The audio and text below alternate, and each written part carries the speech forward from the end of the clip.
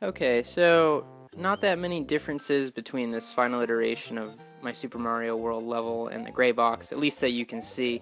The main changes are just some polishing points, added a bit of scenery that's probably not really noticeable, but for example here there's a bush. I changed this enemy from a dragon to a Koopa because I think it makes it a little more difficult in this portion, because I did want the level to be pretty challenging.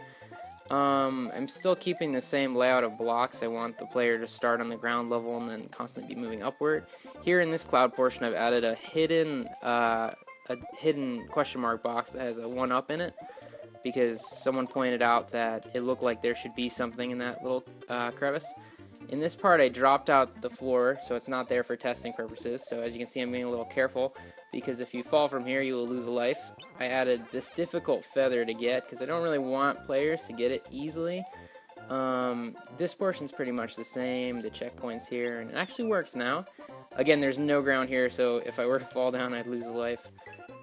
This portion is still the same. I moved things a little bit closer. If you see above Mario here, there were some cloud blocks. That's for if the player gets the cape, they can go a different route than I had taken right there. Not really different here, although I moved these mountains a little bit closer. Oh, and here's a big thing. I added these enemies from the gray box to this. I had a placeholder for them in the gray box. They just move back and forth, and they can't really be defeated by fireballs, so you have to maneuver around them. And I think the best plan of attack is to just climb the mountain, which again goes with the theme of the whole level that I was going for, going upwards. It's a pretty challenging level, but I didn't want it to be an intro level, and I think it plays pretty much like a Mario level would.